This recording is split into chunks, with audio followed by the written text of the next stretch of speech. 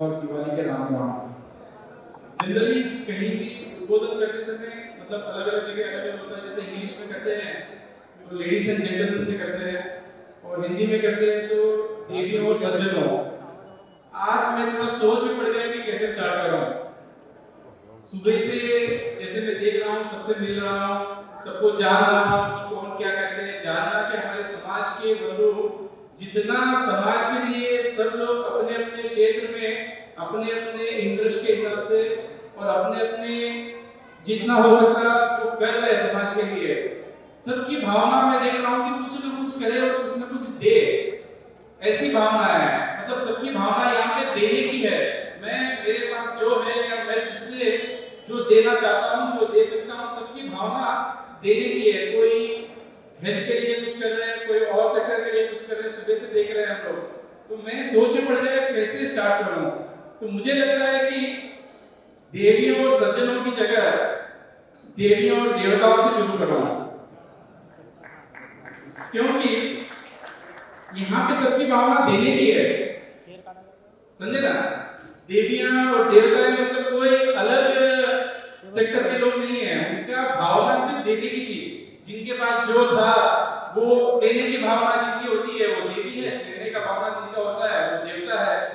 तो उस टाइम पे सतयुग में ऐसा बोला जाता है कि 33 करोड़ की पॉपुलेशन थी, और उस टाइम में सबकी भावना सिर्फ देने की ही थी। लक्ष्मी जी की भावना थी कि मैं सबको धन दूं, सरस्वती जी की भावना थी मैं सबको विद्या दूं, गणेश जी की भावना थी कि सबका विघ्न हरो। सबका देने का ही माइंडसेट था, उनकी सोच सिर्फ देने की थी, इसीलिए देवी और देवता बोलते हैं। तो यहाँ पे भी मुझे आज बहुत प्रसन्नता हुई सबसे मिलके कि सबकी भावना जिनको भी हमने मिला है सबकी देने की भावना ही है। तो इसलिए मैं चाहता था कि सबको मैं देवी और देवताओं से संबोधित करूं, क्योंकि जिनकी भावना देने की है वो देवी और देवता है, जिनकी भावना लेने की होती है कि मैं मन का ही मिली, इसमें मेरा क्या फायदा, ये सोचने की भावना जिनकी है वो मेरे हिसाब से देवी और देवता है। तो यहाँ पे सभी उपस्थित लोग देवी और देवता है, तो इसके लिए बहुत प्रसन्नता हुई है। मन से सबका प्रणाम, बहुत अच्छा लग रहा है आप सबसे मिलके। तो आज मुझे जो टॉपिक दिया गया है, अवार्ड किया गया है, वो है जीवन की वास्तविक सफलता। सफलता तो हम सब जानते ही हैं, सबको सफलता के लिए प्रयास करते हैं। हर कोई अलग अलग चीजों में सफलता को ढूंढते हैं, कोई बिजनेस में सफलता, कोई पर्सनल लाइफ में सफलता, अलग अलग सफलता देखते हैं। तो वास्तविक सफलता क्या है, एक्चुअल रियल सक्सेस क्या है, उसको थोड़ा जानते हैं। उसको जानने के पहले मेरा इंट्रोडक्शन दिया गया, लेकिन एक शॉर्ट में बताता हूँ कि मैं तांडूर के पास हैदराबाद से करीब एक छोटे से गांव से हूँ, कोडागल नाम का गांव है, 10,000 से भी कम की पॉपुलेशन है। वहां से 2008 में मुंबई शिफ्ट हुआ, और ये मेरी जर्नी है।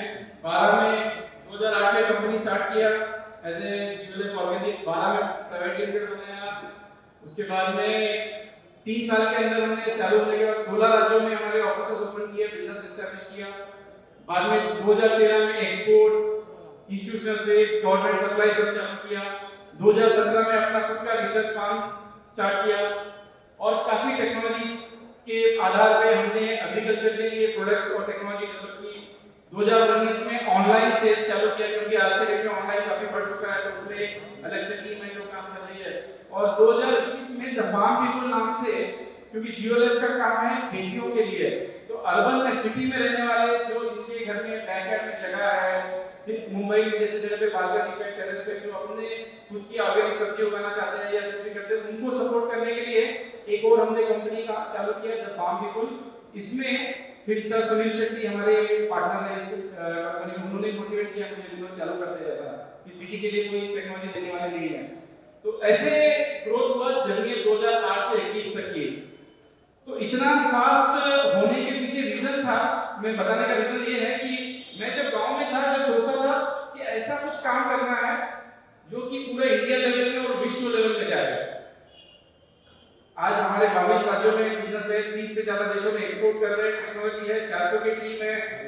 कहां से आया, क्यों स्टार्ट हुआ, कैसे लोग जुड़े हमारे साथ, ये सब भगवान की लीला है। खाली सोच थी कि बड़ा काम करना है और नियति के साथ काम करना है, ईमानदारी के साथ काम करना है, अच्छे कर्म के साथ काम करना। सिर्फ ये एक सोच के साथ मैं गांव में रहकर सोचा हूँ, आज भगवान ने यहाँ पहुंचा दिया। आज यहाँ पे काफी युवा है, इसीलिए मैं बता रहा हूँ कि सोच बहुत बड़ी होनी चाहिए हमारी, उसके साथ साथ में अच्छी भी होनी चाहिए, तब हमारा सक्सेस कभी कोई रोक नहीं सकते। जैसे मैंने कंपनी स्टार्ट किया तो अपना खुद का विजन बनाया। लोग जनरली विजन बनाते हैं तो इतने करोड़ की कंपनी करना है, इतना बड़ा बिजनेस बनाना है, ऐसा विजन रहता है। मैंने विजन बनाया कि मेरी कंपनी हो तो मूल्यों पर आधारित कंपनी हो, गलत काम करके नहीं करना है, और ऐसी कंपनी हो जहां पे किसी एक के साथ संबंध बन गया तो वो संबंध जिंदगी भर चले, जिंदगी भर। शॉर्ट टर्म रिलेशन और लॉन्ग टर्म रिलेशन दोनों पे बिलीव नहीं करता, क्योंकि लॉन्ग टर्म भी कभी कभी क्लोज हो जाता है। तो बिलीव नहीं करते हैं कि एक बार संबंध बन गया तो जिंदगी भर बने। तो मेरी पर्सनल लाइफ में भी मैंने प्रयास किया इसका, कंपनी में भी किया, और भगवान की कृपा से आज मेरी जिंदगी में एक भी आदमी ऐसा नहीं है जिनके साथ संबंध खराब है, चाहे परिवार में हो, चाहे मित्रों में हो, चाहे व्यापार में हो, जो भी हर सेक्टर में देख सकते हैं। तो भगवान की कृपा है। कोशिश ऐसी रहती है कि मेरे लिए संबंध ज्यादा इंपॉर्टेंट है। वो संबंध को बनाए रखने के लिए मैं अपना ईगो डाउन कर सकता हूँ, मैं झुक सकता हूँ। संबंध बनाए रखने के लिए मैं अपना नुकसान करने को तैयार हूँ, लेकिन संबंध ज्यादा इंपॉर्टेंट है। उस फॉर्मूले में काम करने की वजह से भगवान की दया से आज मुझे सौभाग्य है कि हमेशा किसी के भी बारे में सोचे तो दुख नहीं होता, हर एक के बारे में सोचकर खुशी मिलती है। तो जब कंपनी बनाई तो ये सोच के बनाई कि इसमें जितने लोग जुड़े हैं उन सबका भला हो, चाहे किसान हो, चाहे डीलर हो, क्लाइंट हो, एम्प्लॉइज हो, हमारे एसोसिएट्स हो, सर्विस प्रोवाइडर हो, सप्लायर हो, सबका भला होना चाहिए, सबका मंगल होना चाहिए। ये सोच के हमारा कार्य होता है। इसकी मेरी पर्सनल ट्रेनिंग होती है हर डिपार्टमेंट को, ताकि हमारे साथ जुड़े सभी लोग हमारे साथ आगे बढ़े। तो अभी वास्तविक सफलता क्या है ये जानना है। रियल सक्सेस क्या है? सक्सेस तो हम जानते हैं, तो रियल सक्सेस क्या है? मेरे हिसाब से हम खुश और हमारे अपने खुश। बेसिक मंत्र ये होना चाहिए कि हम जो भी कार्य कर रहे हैं उसमें हम खुश हो और हमसे जुड़े अपने सब खुश हो। अपने यानी कौन? जिनको भी हम अपना बोलते हैं, अपना परिवार हो गया, अपने मित्र हो गए, हमसे जुड़े जिनको भी अपना बोलते हैं। हमारा गांव को आदमी है वो भी हमारा हो गया, हमारा दोस्त है हमारा हो गया। अरे जितने भी लोग अपने जिनको हम बोलते हैं वो सब खुश है क्या? उनकी जिंदगी में खुशी लाने के लिए क्या हम कोई कंट्रीब्यूट कर सकते हैं क्या? ये सोच हमेशा होनी चाहिए, तब रियल सक्सेस माना जाता है। अगर मैं बहुत अच्छी तरह से जिंदगी जी रहा हूँ और मेरा कोई भाई है या मेरा कोई कजिन है, मेरा कोई मित्र है, अगर उनकी लाइफ में उतना अच्छा नहीं है तो क्या मैं कुछ कर सकता हूँ क्या? वो पहले सोच होना चाहिए। तो वो प्रयास हमेशा रहता है कि जहाँ जो भी भगवान हमसे करा सके वो हमको करना चाहिए। तो हम खुश और हमारे खुश, अगर ये फार्मूला को हम अपनी लाइफ में उतारे तो रियल सक्सेस मिलता है। और सक्सेस होने के लिए, सफलता के लिए 4 सुख बहुत जरूरी है। सफलता के लिए मेरे हिसाब से 4 सुख सबसे इंपॉर्टेंट है। एक तो है तन का सुख। आपके पास कितना भी धन हो, कितना भी सब कुछ हो, अगर तन बराबर नहीं है, शरीर बराबर नहीं है, तो फिर बाकी सब चीज का सुख ले ही नहीं सकते। यहाँ पे कितने लोग ऐसे बैठे हैं या पीछे हैं जो शरीर से फिट है, हाथ उठा सकते हैं? और वो लोग जो शरीर से फिट होकर नीचे कौन कौन बैठ सकते हैं, हाथ उठा सकते हैं सामने आकर? क्योंकि पीछे कुछ बड़े लोग खड़े हैं। तो अगर जो भी फिट अपने आप को फिट समझ सकते हो नीचे बैठ सकते, कृपया करके आगे आ जाइए और हमसे क्लोज में बैठने का मौका मिलेगा, आपसे आंख में आंख मिला के बात करने का मौका मिलेगा। प्लीज पीछे वाले सब रिक्वेस्ट है आप लोग आगे आइएगा। तो सबसे 4 सुख में सबसे इंपॉर्टेंट है तन का सुख, दूसरा है मन का सुख। सब कुछ है हमारे पास, शांति नहीं है, इसके साथ संबंध खराब है, ये तकलीफ है, वो तकलीफ है। अगर मन में शांति नहीं है, मन का सुख नहीं है, तो फिर बाकी सारी सफलता को एंजॉय नहीं कर सकते। जैसे शरीर का सुख नहीं है तो बाकी सारी सफलताओं को हम एंजॉय नहीं कर सकते, अनुभव नहीं कर सकते। उसी तरह अगर मन का सुख नहीं है तो बाकी सारी सफलताओं को हम अच्छी तरह से अनुभव नहीं कर सकते। तीसरा इंपॉर्टेंट है धन का सुख, वो भी बहुत जरूरी है। धन से सब कुछ चलता है हमारा, तो धन भी बहुत इंपॉर्टेंट, लेकिन सब कुछ धन नहीं है। 4 टॉप चीजों में एक धन है, तो उसका भी हमको पूरा ध्यान रखना चाहिए। लेकिन वो 4 में एक है, सिर्फ धन सब कुछ नहीं है। इन चारों में भी सबसे इंपॉर्टेंट है संबंधों का सुख। क्या हमारे संबंध सबके साथ अच्छे हैं क्या, ये बहुत इंपॉर्टेंट है। मैंने इस बार दिवाली पे हमारी सारी टीम को 300 प्लस लोगों को सबको मैंने कांटेक्ट करके एक रिक्वेस्ट किया इस बार कि इस बार दिवाली पटाखे ब्रेकिंग के साथ में आइस ब्रेकिंग करते हैं। हम आइस ब्रेकिंग यानी हमारी लाइफ में जीवन में कभी न कभी किसी के साथ संबंध मनमुटाव हुआ होगा, खराब हुआ होगा, बचपन का दोस्त होगा, हमारा कोई रिलेटिव होगा, कोई एक्स पार्टनर होगा, कोई कुछ होगा, कोई ननंद होगी, सास होगी, किसी न किसी का संबंध अगर खराब हुआ होगा, तो क्या हम पहल कर सकते हैं उनके संबंध को फिर से ठीक करने में। मैं बोला दिवाली कितना अच्छा मौका है, ज्यादा कुछ करना नहीं है, जो भी हमारे पास है लिस्ट बना ले, 1 2 3 लोग जिनसे संबंध हमारा अच्छा नहीं है, रीजन कुछ भी हो, चाहे हो सकता है उनकी गलती हो, हमारी गलती हो। जनरली संबंध कभी भी हमारी गलती से खराब होता ही नहीं, सामने वाले की गलती से खराब होता है कि नहीं? सामने वाले को नहीं होता है कि उनकी गलती से खराब हुआ, तो संबंध हमारी गलती से होता ही नहीं है। फिर भी क्या हम प्रयास कर सकते हैं क्या कि उनके साथ फिर से तार को जोड़ सके? उसमें कोई ज्यादा मेहनत नहीं करना है, एक फोन उठा के बोले हैप्पी दिवाली, दिवाली का राम राम, इतना ही। दिवाली का अगर विश करेंगे तो सामने वाला नाराज तो नहीं होगा, हैप्पी दिवाली बोलेंगे नाराज तो नहीं होगा। अगर वो भी हैप्पी दिवाली बोल दिया, थोड़ा खुशी से बात किया, घर में सब ठीक है कहीं बढ़िया है, जितना 1 2 3 सेंटेंस में बात करके शुरुआत हम कर सकते हैं क्या? सोचिए, मौका अभी भी नहीं गया, दिवाली का माहौल ही है, राइट? तो हम हमारी लाइफ में जिनके साथ थोड़ा भी कम ज्यादा है, बातचीत कम है, तो हम कोशिश करके हैप्पी दिवाली बोल के वो अगर शुरू कर सके, उसके बाद का जो फीलिंग रहेगा, उसके बाद में जो हमको हमारी भावना रहेगी, इससे पहले क्या होता था, उनको याद करते ही या उनको देखते ही दुख होता था, अरे वो आइयो, बराबर संबंध खराब है, सामने वाले को याद करके दुखी होता है। दुख हमको जो होता है, उस दुख को खुशी में बदलने का मौका है। खाली अपने तरफ से तो प्रयास करें, बात करके एक बार बोले हैप्पी दिवाली, अगर चांस मिलता है तो घर पहुंच जाइए, नजदीक में है तो लोकल में तो पहुंच के रामा सामा कर लीजिए, उस टाइम पे तो कोई डांटेगा नहीं, झगड़ा नहीं करेगा, रामा सामा करने के। तो ऐसे करके हम कोशिश करें, बाद में अच्छा हुआ हो सकता है संबंध फिर से ठीक हो जाए। तो एक 4 सुख बहुत जरूरी है हमारे जीवन में, तन का सुख, मन का सुख, धन का सुख और संबंधों का सुख। तो संबंधों का सुख बहुत इंपॉर्टेंट है, क्योंकि संबंध अगर अच्छे है तो मन को सुख अपने आप मिलता है, नहीं तो मन में शांति नहीं रहती है। तो इसका प्रयास जो भी आप ट्राई कीजिएगा। मेरी गुजारिश है सबसे, आज के ओकेजन पे मिल रहे हम, तो गुजारिश है कि अगर किसी के साथ अनबन है तो आप अपनी तरफ से प्रयास कीजिए। मैं क्यों करूं बोल के भावना अगर है तो छोड़ के मैं ही क्यों नहीं करूंगा करके हम स्टार्ट कर सकते हैं। तो आज का जो मेन टॉपिक है वास्तविक सफलता, जो कि किस पर निर्भर करती है, इसको समझते हैं। मेरे हिसाब से 4 इंपॉर्टेंट चीजों पे हमारी जिंदगी डिपेंड होती है। हमारे जिंदगी का अगर संपूर्ण 100% अगर सफलता की हम देखा जाए, उसमें मेरे हिसाब से 30% है अपने बड़ों का और परमात्मा के आशीर्वाद पे डिपेंड करता है। हमारे जीवन की सफलता अपने बड़ों पे और परमात्मा के आशीर्वाद पे। उसको भी साइंटिफिक वे में समझाता हूं मैं कि क्यों है, उसका क्या रीजन है। दूसरा है हमारा अपना कर्म खाता, बैंक खाता नहीं, अपना कर्म खाते पे 30% अपने जीवन की सफलता निर्भर होती है। तीसरा है हमारे जीवन के मूल्य, हमारे वैल्यूज, हमारे संस्कार, उस पे हमारे जीवन के 30% डिपेंड करता है।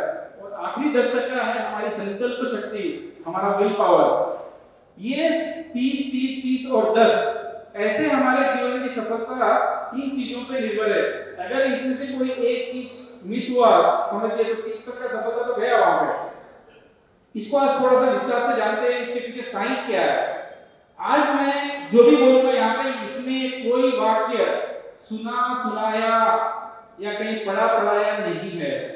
इन चीजों को मैंने अपनी जिंदगी में अनुभव किया, अपनी जिंदगी में इसको अपनाया, इसका मुझे फायदा हुआ और यही मैं आप सबके साथ में शेयर करने वाला हूँ। तो आप लोग आप ध्यान से सुनिएगा। और आपको अगर लगता है कोई भी चीज में कि ये पर्टिकुलर बात पे मुझे भरोसा नहीं है, ठीक है ना, आप या तो मुझे पूछ सकते हैं पर्सनल में बाद में, या सिर्फ 3 महीने के लिए उस चीज को मेरे भरोसे के ऊपर अपने जीवन में उतार के देखिए। 3 महीना प्रयास कीजिए, आपको रिजल्ट मिल जाएगा। जो भी टॉपिक हम बात करेंगे इसमें हर एक में 100% रिजल्ट मिलना निश्चित है। ठीक है। दूसरी एक बात सबसे गुजारिश है कि हम जब सोचेंगे इस स्लाइड्स के बारे में, उस टाइम में ये जो भी चीज है उसको अपने आप के ऊपर सोचना, तब इसका फायदा है। ऐसे नहीं कि मैं घर जाकर हमारी सासू को ठीक करूंगा, राइट, मेरे दोस्त को ठीक करूं, नहीं, हमारी बहू को ठीक करूं, नहीं, ये अपने आप का सोचो कि मां हमारी जिंदगी में, मैं अपनी जिंदगी में इसको क्या कर सकते हैं, मेरी लाइफ, अपने आप को वहां पे रखकर सोचिएगा, इसका बहुत ज्यादा फायदा होगा। तो पहले 30% में आते हैं। पहला 30% है बड़ों का और परमात्मा का आशीर्वाद। इस पे हमारा जीवन की सफलता का 30% आधारित है, निर्भर होता है। ये जानने के लिए पहले हमको अपने आप को जानना पड़ेगा, नो योरसेल्फ। आज तक हम लोग केवाईसी करते आए हैं, नो योर कस्टमर, बैंक वाले हो या कंपनी केवाईसी, हमने कस्टमर को जाने, खुद को जानने का कोई प्रयास हमने किया नहीं, राइट। इवन सोशल मीडिया पे सब पे वही देखते हैं कि इंस्टाग्राम पे, फेसबुक पे कौन क्या कर रही है, कौन क्या कर रहा है, क्या पहना है, किधर है। अपने आप को जानने पे हमने प्रयास बहुत लोगों ने ज्यादा नहीं किया, हमने लोगों को जानने पे अपना प्रयास ज्यादा किया। तो आज हम अपने आप को जानते हैं कि हम कौन हैं, हम क्या है। बहुत इंपॉर्टेंट टॉपिक है, आप लोग बहुत सीरियसली देखिए। मेरी ख्याल से पीछे जो है हम स्लाइड दिखेंगे नहीं, आगे जगह है, आप आ सकते हैं। चाहे एक ह्यूमन, एक मानव जो है दो चीजों से बना है। एक तो है हमारा शरीर, हमारा बॉडी, दूसरा जो है हमारा सोल, हमारा आत्मा। शरीर और आत्मा दो चीजों से इंसान बना हुआ है, दो अलग अलग है। तो जो शरीर है वो माता पिता का अंश है, बराबर। शरीर जो है माता पिता का अंश है, जो आत्मा है हमारा, जो परमात्मा का अंश है, वो भी हमारे शरीर में, दो अलग अलग है।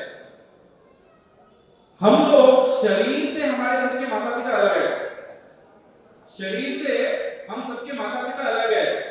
आत्मा के हिसाब से हम सबके पिता एक ही है, तो हम सब आत्म बंधु है, मतलब एक ही है। हम सबके अंदर जो आत्मा है एक ही सोर्स से बनी हुई है। इसका डिटेल में समझिए क्या साइंटिफिकली, आप इस चीज को समझिए, आप बहुत इंपॉर्टेंट है। तो हम लोग यहाँ पे सब जो भी है, कैसा भी इंसान हो, हर कोई हमारे भाई बहन समझ चलिए, परमात्मा के बच्चे हैं, एक ही परमात्मा के बच्चे हैं। शरीर का उम्र है 75 साल एवरेज में, कोई 40 भी होता है, कोई 100 के ऊपर होता है, एवरेज में 75 साल होता है। लेकिन आत्मा का इमोर्टल है, वो कभी अविनाशी, कभी नाश नहीं होता उसका। शरीर जो है टेम्पररी है, एक दिन नाश हो जाएगा। आत्मा जो है परमानेंट है। शरीर माता पिता का अंश है, आत्मा परमात्मा का अंश है। शरीर जो बना है माता पिता के अणुओं से बना हुआ है, बराबर, स्पर्म और ओवम बोलते हैं, उनसे बना हुआ। कितना छोटा पार्टिकल है, 0.5 mm का स्पर्म और 0.1 mm का ओवम से, उसके संगम से इतना बड़ा शरीर बन रहा है हमारा। इतने छोटे अणु से हमारा इतना बड़ा शरीर बन रहा है। उसी तरह आत्मा जो है हमारे बाल के टिप से 10,000 बाल, इतना छोटा होता है, उससे हमारा शरीर चलता है, समझे ना। प्रेग्नेंट रहते हैं, जब 3 महीने के अवस्था के अंदर आत्मा प्रवेश करती है। इसीलिए हिंदुस्तान में भी 3 महीने के बाद लीगली अबॉर्शन अलाउड नहीं है, उसके पहले प्लान नहीं है। 3 महीने के बाद लीगली अबॉर्शन अलाउड नहीं है, तो उसमें प्राण आ जाते हैं। और उस शरीर में जब तक ये आत्मा है तब तक शरीर है। चाहे कोई शरीर बीमार हो, 10 साल से बीमार पड़ा हो, कैसे भी हो, जब तक आत्मा है रहेगा। जब आत्मा निकल गई, शरीर का कोई अस्तित्व नहीं है। तो उतना पावरफुल है वो आत्मा जो शरीर को चलाता है, वो इतना छोटा है। दोनों भी इतने छोटे हैं, लेकिन दोनों के पास बहुत बड़ा डेटाबेस है, स्टोरेज है, बहुत बड़ा स्टोरेज है। आप सोचिए, इतने छोटे छोटे अणुओं के, माता पिता के अणुओं से बने हुए हैं, उनके द्वारा जो डीएनए के द्वारा जो ट्रांसफर होके आ रहा है, हमारे दादा परदादा के गुण, उनका रूप, उनकी रेखा हमारे अंदर आ गई, बराबर। हमने अपने परदादा को देखा भी नहीं होगा, उनका नाक आके लगा होगा हमारा, बराबर। तो इतने छोटे अणु से वो हमारा ट्रांसफर होके उनके गुण, उनके सारे क्वालिटीज हमारे अंदर आ रहे हैं और हमारे शरीर में वो उपस्थित है। कुछ कुछ इस जन्म हमारे से हमको उजागर हो सकते हैं, कुछ हो सकते हैं हमको नहीं, हमारे बच्चों में आ रहा है, हमारे पिताजी के गुण, राइट, दादा का पोता का गुण साथ में आ सकते हैं। तो हमारे अंदर उतने सारे उनके गुण सारे हमारे अंदर है। तो ऐसा कोई बोल नहीं सकता है कि मैं जिंदगी में सिर्फ मैंने ही सब कुछ किया है, मेरे बलबूते पे जिंदगी, उनके बगैर कुछ नहीं है, बराबर। उनके गुण, उनकी क्वालिटीज हमारे अंदर उपस्थित है, उन्हीं से तो हम है।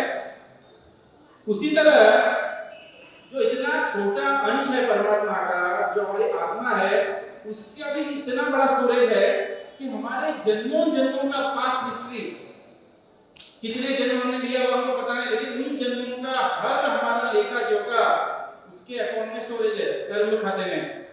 उसके हिसाब से हमको जिंदगी मिलती है। इस जन्म में, पिछले जन्म में मैंने क्या सोचा, मैंने क्या किया, मैंने कैसा व्यवहार किया, हर चीज में एंट्री है और वो क्लाउड नेटवर्क से कनेक्टेड है। आज के जमाने युवा अभी पिछले 10 साल से क्लाउड की बात कर रहे हैं। जो क्रिएटर है, जो परमात्मा है, उन्होंने क्लाउड नेटवर्क बहुत पहले क्रिएट करके रखा है, उसी से हम लोग कनेक्टेड है। इतनी छोटी आत्मा में हमारे जन्मों जन्मों का पूरा लेखा जोखा लिखा हुआ है, उसी के हिसाब से हमको जिंदगी मिलती है।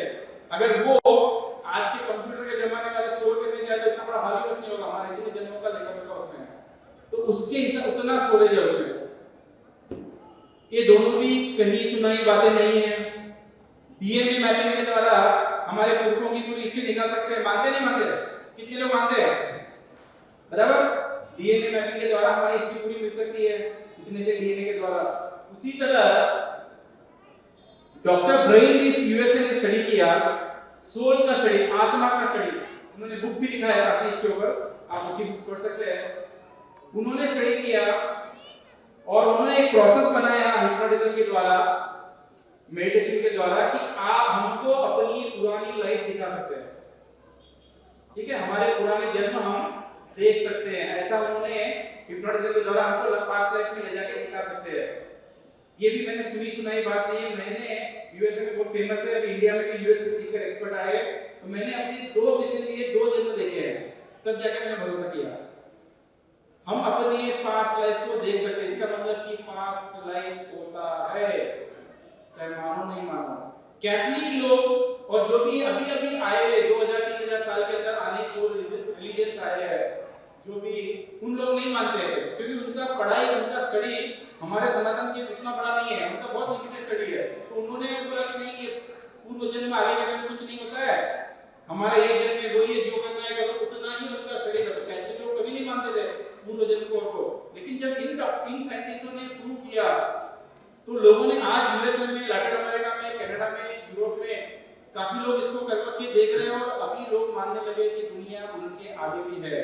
अभी इसीलिए तो लोग ज्यादा अट्रैक्ट हो रहे हैं इंडिया की तरफ, फिर से हमारी संस्कृति की तरफ लोग मानने लगे। दुनिया में जो नहीं मानते थे कैथलिक लोग, वो भी पूर्वजन्म नेक्स्ट को मानने लग गए थे, क्योंकि साइंस के साथ प्रूव हुआ है। देख सकते हैं यहाँ पे दादी पोती बेटा, बाप बेटा, तो जिनका नाक नक्शा ट्रांसफर ऐसे होता है, अपने भी हमारे परिवार में देखा ही है, बाप दादा पोता नाना, किनका गुण किनके पास कैसे आ जाता है। कोई गुण से आता है, कोई रूप से आता है, कोई और कुछ आ जाता है। तो उनके क्वालिटीज हमारे अंदर है, इस चीज को कभी भूलना नहीं चाहिए। मेरा बोलने का उद्देश्य वो है, ठीक है। उसी तरह आत्मा का भी होता है। जैसे हमने देखा हमारे आत्मा का काम यहाँ पे है, यहाँ पे आप देख सकते हैं ब्रह्मस्थान पे, वो आत्मा वहां से नेटवर्क से कनेक्टेड है परमात्मा के। हम समझते हैं कि मुझे कौन देख रहा है, कौन देख रहा है, मैं जो कर रहा हूं किसको पता है, वो नेटवर्क से कनेक्टेड है। हमारा हर सोच, हर काम, हर कार्य टक टक टक टक एंट्री हो रहा है, हर चीज एंट्री हो रहा है, कोई चीज मिस नहीं होता है, समझे ना। तो हम लोग नेटवर्क से कनेक्टेड है। तो हम कौन है, मैं कौन हूं, बॉडी या आत्मा, मैं कौन हूं, आत्मा। बॉडी टेम्पररी है। अभी मैं विनोद लाहौटी के अंदर हूं, मैं विनोद लाहौटी नहीं हूं। ये मैं नहीं हूं, मेरा हाथ है, मेरा हाथ है, मैं नहीं हूं, राइट। मेरा पांव है, मैं नहीं हूं। मेरी आंख है, मैं नहीं हूं। मैं कौन हूँ? फिर मैं हूँ आत्मा। इस चीज को समझना बहुत इंपॉर्टेंट है। लोग अपने आप को बॉडी समझ के जिंदगी जीते हैं ना, तो फिर वो आगे तक पहुंच नहीं पाते उस चीज में। क्या है, हम अगर इमेजिन करते हैं तो हमारी लाइफ एक मोबाइल फोन से कंपेयर करते हैं, मोबाइल फोन से कंपेयर करते हैं तो मोबाइल फोन को फ्लाइट मोड पे रखने के बाद भी मोबाइल फोन को यूज किया जा सकता है।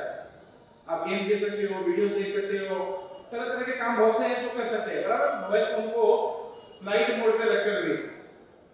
लेकिन उस मोबाइल फोन का एक्चुअल जो क्वालिटी है कि कॉल करना, डेटा ट्रांसफर करना, वो नहीं हो सकता फ्लाइट मोड पे, समझ रहे? उसी तरह इंसान, अगर मैं अपने आप को विनोद लाहोटी समझ के जी रहा हूं तो मेरा नाम है, मैं विनोद लाहोटी, मैं जियोलैब का चेयरमैन, मैं फलाना, मैं टिकरा, उसी में रह जाता है। फ्लाइट मोड पे निकाल के अपने आप को कनेक्ट करूंगा, तब जाके रियल जो लाइफ में मुझे मिलना चाहिए वो मिलेगा। तो हमको फ्लाइट मोड से बाहर निकल कर सोचना चाहिए। तो मैं हूँ सोल, मैं आत्मा हूँ और मैं इस शरीर को चलाता हूँ। मैं विनोद लाहोटी नहीं हूँ, ये हर एक पे लागू होता है। तो आत्मा की उपस्थिति से ही सांस लेना, हृदय का धड़कना, नाड़ियों में रक्त प्रवाहित होना आदि की क्रियाएं निरंतर चलती है। आत्मा है जब तक ही, आत्मा गई तो खत्म, सब कुछ बंद हो जाएगा, पूरा सिस्टम बंद हो जाएगा। देह एक यंत्र है जो आत्मा की ऊर्जा से चलता है। जैसे सिम कार्ड है मोबाइल के अंदर, उसी तरह आत्मा हमारे शरीर में है। सिम कार्ड के द्वारा कनेक्ट होता है होंगे, उसके नेटवर्क से, आत्मा के द्वारा हम हमारे नेटवर्क से कनेक्ट हो सकते हैं अगर फ्लाइट मोड पे नहीं है तो ये जो सोल की जर्नी है, आत्मा की जर्नी, वो कंटिन्यू चलती रहती है। शरीर खत्म हो जाएगा लेकिन आत्मा की जर्नी है वो कंटिन्यू चलती रहेगी।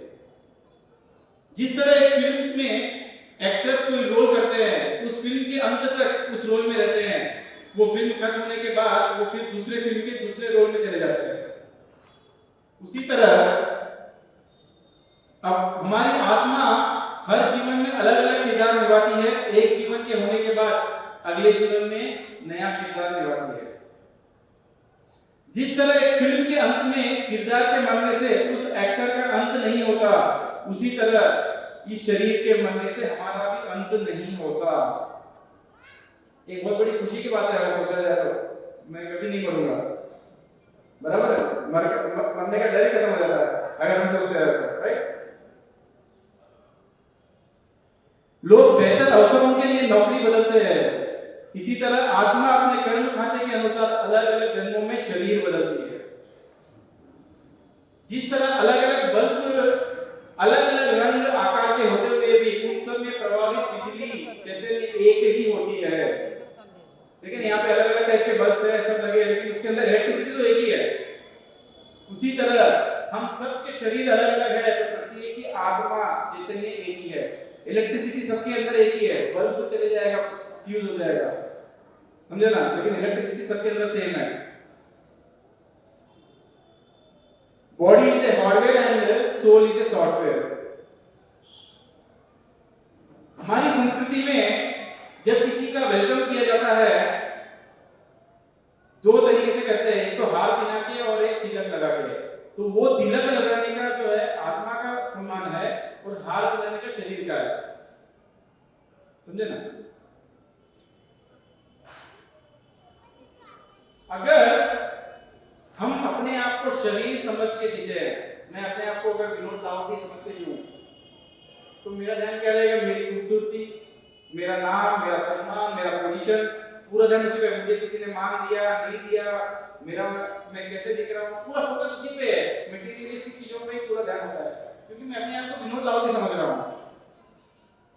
उसी तरह अगर मैं अपने आप को आत्मा समझता हूँ तो मेरा पूरा ध्यान रहेगा प्यार, सकारात्मकता, खुशियां, अंदरूनी शक्ति बढ़ाने पे और शांति पे।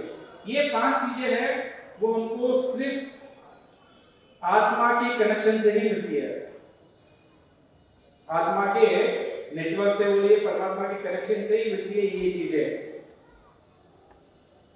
तो जिंदगी एक आत्मा की तरह जीनी चाहिए। अगर हमको संपूर्ण उसका फायदा अगर होना है, इन सब चीजों का फायदा होना है तो हमको एक आत्मा की तरह सोचकर हमारी जिंदगी जीनी है। बाकी लाइफस्टाइल में कुछ फर्क नहीं पड़ता है, सिर्फ हमारी सोच होनी चाहिए कि मैं एक टेम्पोररी मोबाइल का डब्बा जैसा नहीं हूँ, या कार जैसा नहीं हूँ, ड्रेस जैसा नहीं हूँ, वो सब टेम्पोररी है। उसी तरह शरीर है टेम्पोररी है, आज है कल चले जाएगा, लेकिन मेरी जिंदगी आगे जो कंटिन्यू चलने वाली है, वहां तक सोच के अगर हम जिंदगी जिएंगे तो हमारी जिंदगी में वास्तविक सफलता तक हम पहुंच सकते हैं।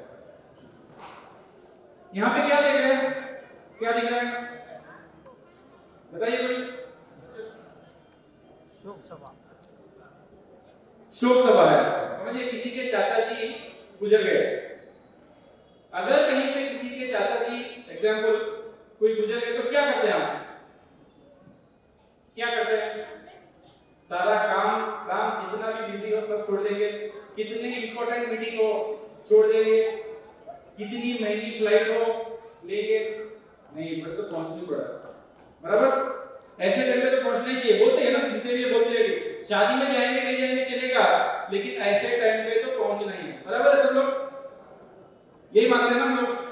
लेकिन इतना सब काम धाम सब छोड़ के, व्यापार छोड़ के, सब छोड़ के हम जा रहे हैं किनसे मिलने? चाचा जी तो गए, किनसे मिलने जा रहे हैं? बॉडी। चाचा जी तो गए, क्या हम हमारे चाचा जी, हमारे घर के बड़े जो घर पे बैठे हैं, उनके रहते हम समय निकालकर उनको मिलने जा सकते हैं? ये इंपॉर्टेंट है। बाद में कुछ फायदा नहीं है लोगों को दिखाने के लिए, सिंपैथी के लिए। बाद में चाचा जी को तो नहीं मिल रहे हैं, बाकी लोगों को मिल रहे हैं, नाम चाचा जी का है। बोलते हैं पुरानी कहा, नाम करो काम मारो, समझे ना? तो हम किसी और के लिए जा रहे हैं, हमारे चाचा जी के लिए तो नहीं जा रहे हैं। क्या हम हमारे घर में बड़े हैं, उनको समय दे सकते हैं क्या? उनसे मिलने जा सकते हैं क्या? थोड़ा प्रयास करना पड़ता है। मानता हूँ सबको बिजी है, सबको अपना काम संभालना है, बाकी अपनी अपनी जिम्मेदारियां संभालना है, लेकिन पीछे भी है ना बड़े अपने, उन्हीं से तो हम बने हैं। क्या हम उनको समय दे सकते हैं कि नहीं दे सकते? इसके सोचना क्यों नहीं देना चाहिए? जब हम उस टाइम पे आ सकते हैं, जाने के बाद में रहते हुए क्यों नहीं आ सकते? अगर प्रयास करें, हमने सोचा तो डेफिनेटली पॉसिबल है। कोई ना कोई मौका निकालेंगे, कुछ ना कुछ करेंगे, कैसे भी करके आएंगे, छोटे-छोटे मौके देखेंगे कि हम साथ में रहे, स्प्रेड करें। और जिस दिन नहीं है साथ में, उस दिन उनसे बात करके, फोन करके, उनसे टच में रहने के लिए काफी लोग नहीं चाहते, ऐसा नहीं है, सब चाहते हैं कि अपने परिवार के साथ समय बिताए, लेकिन अपने काम में व्यस्त है, बिजी है, आज हुआ नहीं, जो भी है नहीं हुआ। लेकिन वो बेचारे हमारे लिए पूरी जिंदगी निकाले और आप पीछे हमारे हैं, हमारे पास उनसे बात करने का मौका नहीं। इस उम्र में इनको क्या चाहिए? इस उम्र में उनको क्या चाहिए? आपका पैसा चाहिए, आपका धन चाहिए, आपका वैभव चाहिए? कुछ नहीं चाहिए। अपने बच्चों का क्या चाहिए? उनका समय चाहिए, उनका समय चाहिए। तो मैंने अपनी कंपनी में इसका बहुत ज्यादा स्ट्रेस लेके पूरी टीम को बोलता, क्योंकि हम लोग सब लोग टीम है, पूरे हिंदुस्तान में अलग अलग जगह काम के हिसाब से बाहर रहना है। कहीं भी रहो, कुछ भी करो, शाम में एक फोन तो अपने माता पिता को करना ही चाहिए। सौभाग्य है जिनके माता पिता है, दादा दादी है, सौभाग्य उनका, शाम में एक फोन तो करना चाहिए। और आज भगवान की कृपा से हमारे पास वीडियो कॉल की फैसिलिटी है, रूबरू होकर देख सकते हैं। अगर हमने वीडियो कॉल किया तो कितनी खुशी मिलेगी। और करना क्या, कैसे ठीक है, जिम लिया क्या, खाना खा लिया क्या, दवाई ले क्या, तबीयत ठीक है क्या, उतने जो है उनको उतना बात करने से उनकी लाइफ जो है बहुत अच्छी हो जाती है, उनकी एनर्जी लेवल बढ़ जाती है। तो उतना सा तो डोज हम दे सकते, दवाएं खिलाने से अच्छा है ये डोज है, मेरा ऐसा मानना है, बराबर है? तो इसका प्रयास हम सबको करना चाहिए। कहां भी हो, किधर भी हो, हमारे जितने भी बड़े लोग हैं जो हम समझते हैं कि अपने हैं, उनको हमको टच में रहना चाहिए, उनके साथ टाइम स्पेंड करने की कोशिश करनी चाहिए, जितना हो सके करना चाहिए। जिस आदमी को सुख देना है उसको यही सुख दे। ताजमहल को दुनिया ने देखा है, मुमताज ने नहीं, बराबर? तो इसका हमको प्रयास करना चाहिए कि हम हमारे परिवार के बड़ों के साथ समय जितना ज्यादा स्पेंड कर सकते करना चाहिए, उनके साथ हमको टच में रहना चाहिए, उनकी खुशियां में बढ़ाने में जो भी कंट्रीब्यूशन कर सकते हैं वो करना चाहिए। Love your parents. We are so busy growing up, we often forget they are also growing old. हम अपने आप को ग्रो करने में इतने बिजी है कि ये भूल जाते हैं कि वो भी ओल्ड हो रहे हैं, वो भी ग्रो हो रहे हैं। तो हमको हमारे पेरेंट्स को प्यार करना चाहिए, बड़ों को प्यार करना चाहिए, उनको समय देना चाहिए, इससे थोड़ा प्रयास करना। सब चाहते हैं करना बोलते, होता भी है कि कहीं अगर नहीं हो पा रहा है तो इसके ऊपर ध्यान देके इसको एक रूटीन बनाए, इसको हैबिट बनाए, तब उनकी जो केमिकल की दवाएं खा रहे हो सकता है थोड़ा वो कम हो जाए, इस प्यार की दवाई से उनकी जिंदगी अच्छी हो जाए। ठीक है, तो ये जो 30% में हमने जो बोला कि बड़ों का और परमात्मा के आशीर्वाद पे हमारी जिंदगी का 30% निर्भर करता है। तो कैसे? क्योंकि बड़ों ने हमको अच्छा खाना दिया, अच्छी हेल्थ दी, अच्छा एजुकेशन दिया, संस्कार, वैल्यू, कल्चर, हमारी संस्कृति हमको सिखाई, उन्होंने अच्छी आदतें दी, और हमारे पूर्वजों की क्वालिटीज उनके द्वारा ही हमारे अंदर आई है। इस चीज को कभी नहीं भूलना चाहिए। मैं खुद पे खड़ा हो गया, मैंने सब किया, ये सोच से बाहर निकलना। हमारे अंदर उनकी शक्ति, उनके आशीर्वाद, उनका ब्लेसिंग और उनकी क्वालिटीज अंदर ऑलरेडी उपस्थित है, उनसे ही हम सक्सेस हो रहे हैं। और अगर हमारी वजह से हमारे घर के बड़े लोग खुश नहीं है, अगर वो दुखी है, तो हमारी जिंदगी का जो 30% है ना सक्सेस का, वो तो हमने खो दिया। समझो 30% बहुत बड़ा होता है जिंदगी की सफलता में। उसी तरह हमारे परमात्मा है, उनसे अगर हम कनेक्टेड रहेंगे तो हमको मिलेगा इनर पावर, शांति, खुशी, प्यार, पॉजिटिव एनर्जी, स्पिरिचुअल एनर्जी, ये सब चीजें हमको उनसे मिलेगी जनरली। लेकिन क्या हो गया, लोग अभी जो इतने सालों से जो एक कल्चर बना है, जो सिस्टम्स बने हैं, जो प्रोसेस बने हैं, कर्मकांड बोलते हैं जो बने हैं, उनके पीछे रियल मायने में भगवान के साथ कनेक्शन होने का तरीका ही ट्रांसफॉर्म नहीं हो पा रहा है नीचे।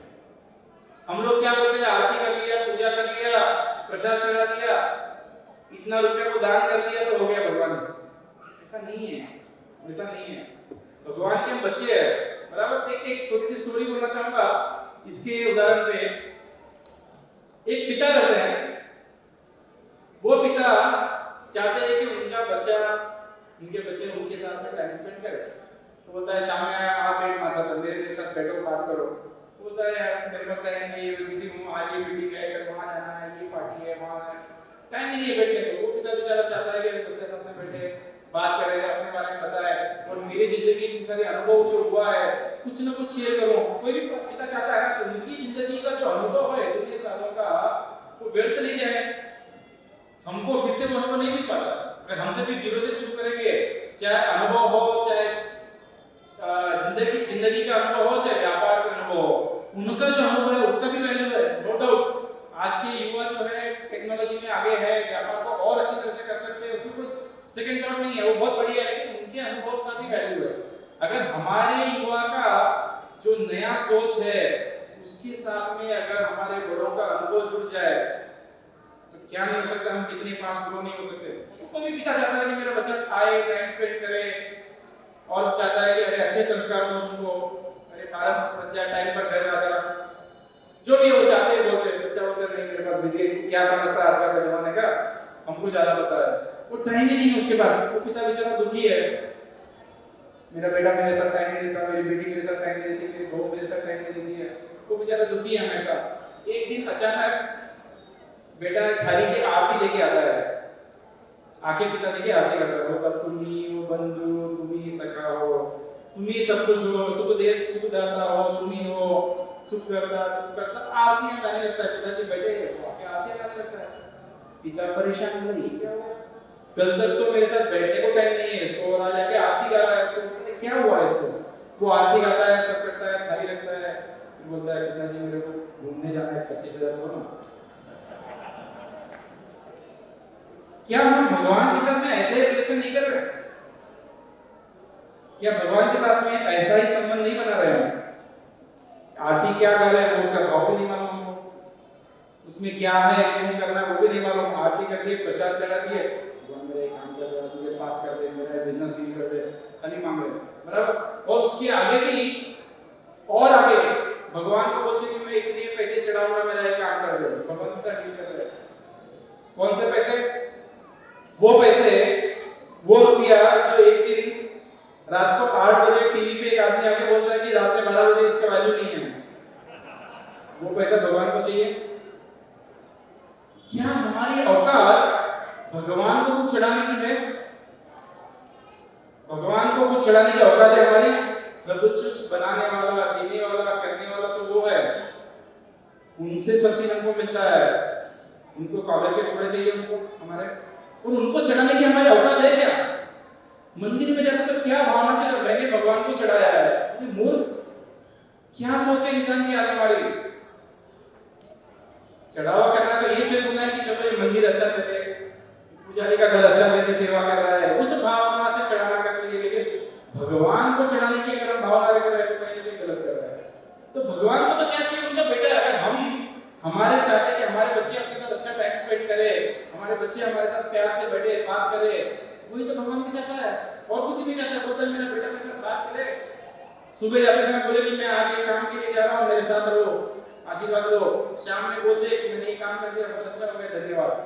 उतना ही तो चाहता है भगवान, उतना ही संबंध बनाना है, कुछ नहीं करना। जाके कहीं आपको तीर्थ यात्रा में जाके खर्चा नहीं करना उसके लिए।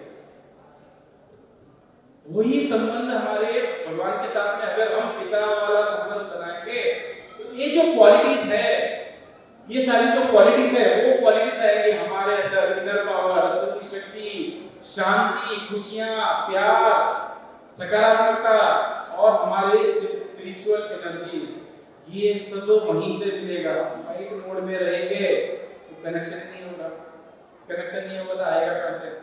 अगर फोन पे फ्लाइट मोड करेंगे तो व्हाट्सएप पे मैसेज कहां से आएगा? नहीं आएगा। तो वैसे ही है, तो ये सारी चीजें जो देवता है, जो सब देने वाला है, उन चीज को हमको लेना है तो उनके साथ संबंध पिता वाला बनाना चाहिए। अगर इसमें कोई आप लोगों को दो राय है तो हाथ उठा सकते हैं, आप बोल सकते हैं कि नहीं ऐसा नहीं है। तो हमको हमारे जीवन में दोनों के साथ, इस शरीर के माता पिता के साथ और इस आत्मा के पिता के साथ, दोनों के साथ संबंध बनाना है। अगर ये दोनों हमसे खुश है तो हमारे जीवन का फर्स्ट 30% सक्सेस, पहला 30% हमारी जिंदगी का सक्सेस। अगर हमारे घर के बड़े हमसे दुखी है, उनका आशीर्वाद नहीं है, अगर हमारा परमात्मा हमसे खुश नहीं है, तो हमारे जीवन का 30% हम खो चुके हैं सक्सेस का। ठीक है, इस पहले 30% में किसी को कोई क्वेश्चन है? ठीक है, आगे बढ़ते हैं अगले 30% पे, बहुत इंपॉर्टेंट है। अगला 30% हमारा अपना कर्म खाता, बहुत इंपॉर्टेंट है। हमारा जीवन हमारे कर्म खाते में निर्भर करता है। वो क्या है? कर्म क्या है? कर्म है क्रिया। कर्म का मतलब एक्शन, किसी भी तरह का क्रिया, सोचना, बोलना, करना, हर चीज हम जो करते हैं, हर क्रिया एक कर्म है। उस कर्म में, उस क्रिया में हम अपने बारे में, लोगों के बारे में अच्छा बुरा जो भी सोचते हैं, हर चीज एक कर्म है, वो हमारे कर्म के अकाउंट में एंट्री होता है। तो कर्म के प्रकार क्या है? जैसे हम विचार, हमारे इरादा, हमारा बोलना, हमारे वाक्य, हमारे शब्द, हमारी शारीरिक क्रियाएं, जो भी क्रिया कर रहे हैं, मैं हाथ उठा रहा हूं, ये क्रिया हो रही है, मैं कुछ कर रहा हूं, किसी को बोल रहा हूं, किसी को मार रहा हूं, हर क्रिया एक कर्म है और हर चीज ऑटोमेटिकली हमारे कर्म अकाउंट में एंट्री होती रहती है। और वो हर क्रिया एक कर्म का बीज है। ये हर क्रिया एक कर्म का बीज है। हमने जो भी सोचा, जो भी किया, जो भी बोला, हर चीज एक बीज है। वो अंदर बीज जाएगा, एक पेड़ बनेगा और उसका जो फल आएगा वो फल सिर्फ हमको ही खाना है। हर क्रिया एक बीज है। अगर हम बाहर कोई बीज लगाते हैं, झाड़ लगाते हैं, उसका फल हम खाएंगे, हमारे अगले जन्म, हमारे अगले नस्लें खाएंगे। लेकिन कर्म का बीज ऐसा है कि उसका फल सिर्फ हमको और हमको ही खाना, और कोई खा नहीं सकता। तो कैसा बीज बोना चाहिए? क्योंकि हमको ही खाना है और कोई खा ही नहीं सकता। कुदरत का बना बनाया नियम है और हर एक पे लागू होता है।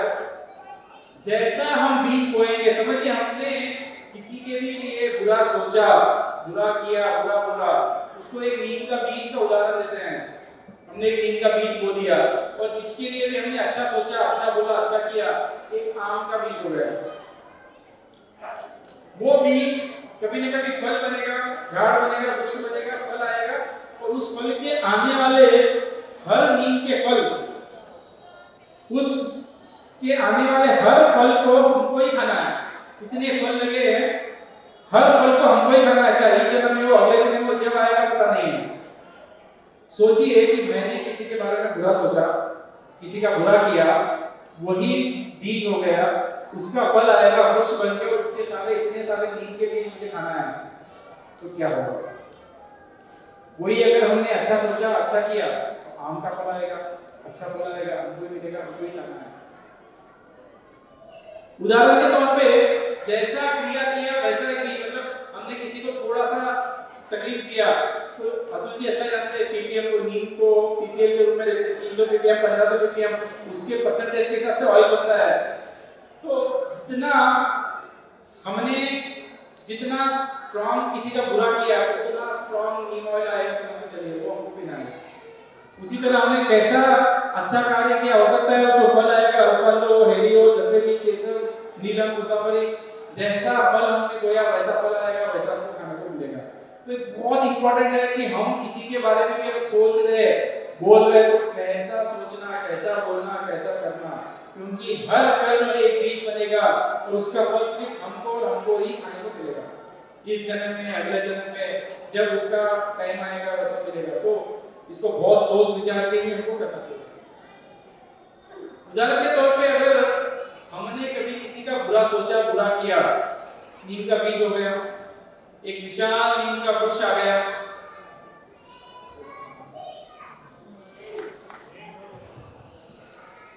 एक विशाल नीम का वृक्ष आ गया, नीम के फल खाने की बारी आई,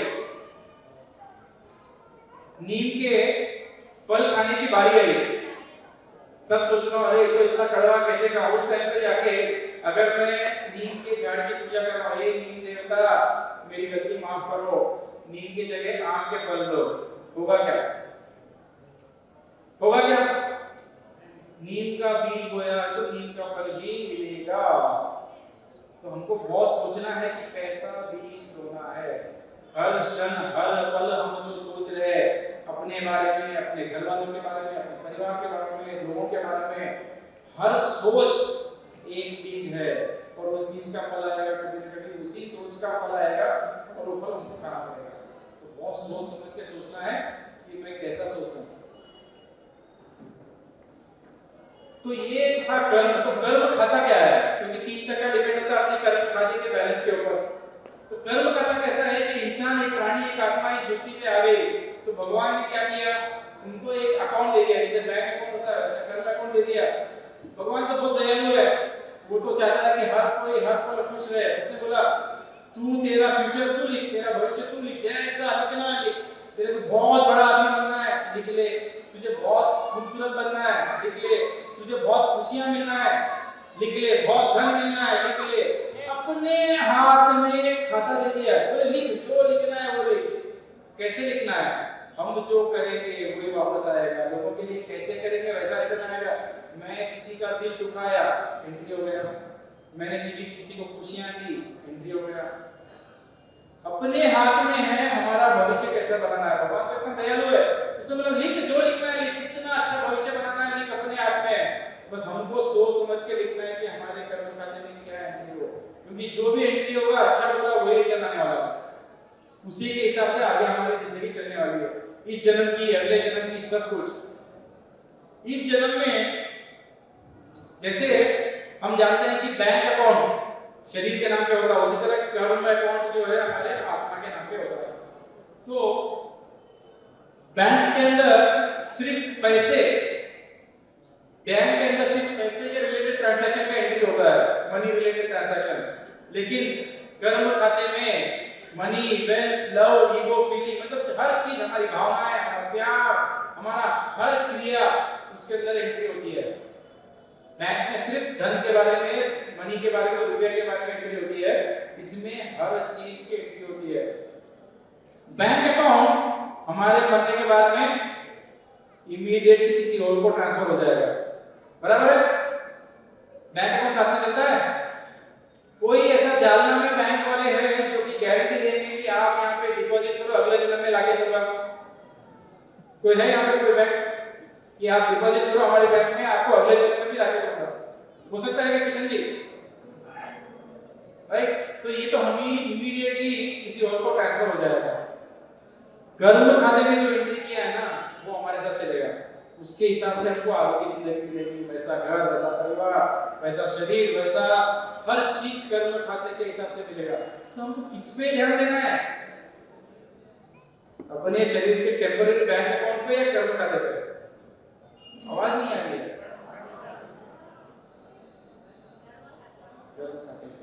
सोचिए, मेरे बारे में अगर इमेजिन कीजिए, मेरे नाम पे क्या है? मेरे नाम पे क्या है?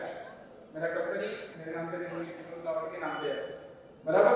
धन, बैंक अकाउंट, प्रॉपर्टीज, कंपनी, जितने भी चीजें मेरे नाम पे, कुछ भी नहीं है, सब विनोद लावड़े के नाम पे है, बराबर?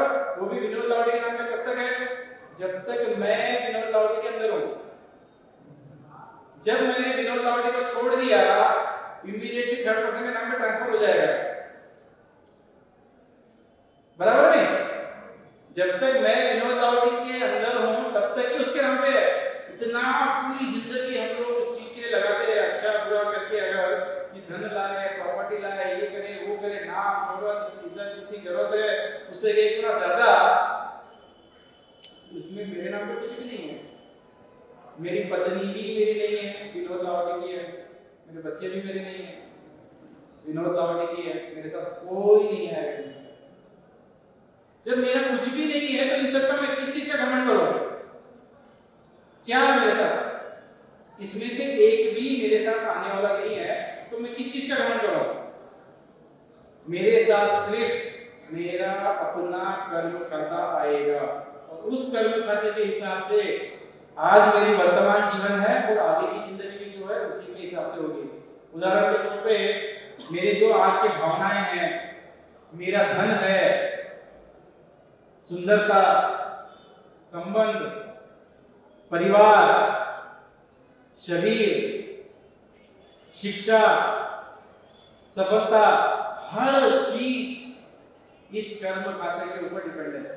जो भी आज मिला है, अच्छा बुरा जो भी मुझे मिला इस जिंदगी में, हर चीज मेरे अपने कर्म खाते के हिसाब से है।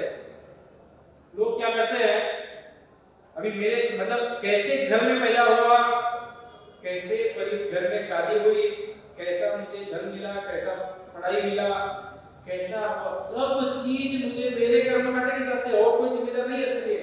हम लोग क्या करते हैं, अरे अम्मी का माँ बाप जो है ना बहुत अच्छा पढ़ा है लिखा है, वो तो बहुत पैसे वाले है इसलिए उसका अच्छा है, ऐसा है। मेरे माँ बाप ने पढ़ाया नहीं इसलिए ऐसा है। अरे मेरी बीवी ऐसी है ना इसके लिए ऐसा है। कोई बोलता है मेरा पति ऐसा है इसके लिए। क्यों है?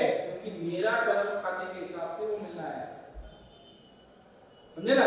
जो भी मुझे इस जिंदगी में मिला, हर चीज मैं उसके लिए मैं जिम्मेदार हूं, और सिर्फ मेरे कर्म खाते के हिसाब से मिला है।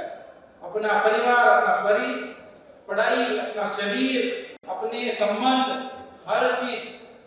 लोग बोलते हैं मेरी सासू ऐसी है, मेरी ननद ऐसी है, मेरी दिरानी ऐसी है, मेरी जीजानी ऐसी है, मेरा भाई ऐसा है, मेरा मित्र ऐसा है, मेरा पार्टनर ऐसा था ना इसलिए ऐसा हुआ। बाबा वो पार्टनर इसीलिए मिला कि तुम्हारे कर्म खाते में है। हर चीज जो हमको मिलता है उसकी जिम्मेदारी सिर्फ हमारी है। हमने इस जन्म में या पिछले जन्म में जो भी किया, अच्छा बुरा, उसका परिणाम है आज हमको अच्छा बुरा मिला है। कोई और जिम्मेदार हो ही नहीं सकता। क्या करना चाहिए हमको?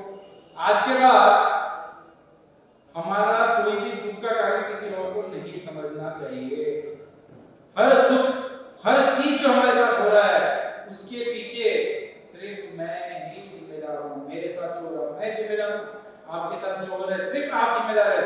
वैसे कर्म के पीछे ही ऐसे लोग मिले जिंदगी में, ऐसा कार्य हुआ, ऐसा घर मिला, ऐसा पढ़ाई मिली, हर चीज के पीछे जिम्मेदार सिर्फ हम ही है और कोई नहीं हो सकता है।